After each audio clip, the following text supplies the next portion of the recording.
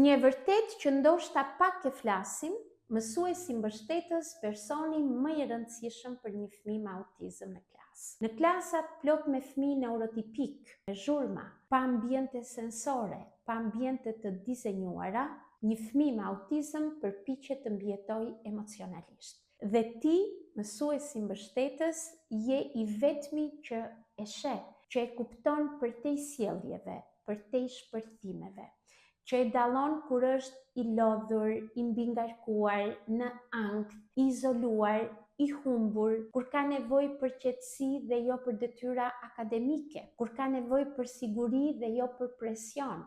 Zëri dhe toni yt i qetë i qetësojnë emocionet. Qetësia dhe prania jote i stabilizon trurin. Kufijt e vendosur me qetësi, pa presion, pa kushtëzim, e bëjnë të ndihet i sigurt. Dhe kjo vlen më shumë se sa një test mësimor apo një program akademik. Çdo hap i vogël që ti bën me të është një hap më i sigurt për jetën e tij. Më shkruaj në inbox për të marrë udhëzuesin me shembuj praktik për menaxhimin sensorial, rregullimin emocional dhe mbështetjen e një fëmije me autizëm në klasë me fëmijët neurotipik.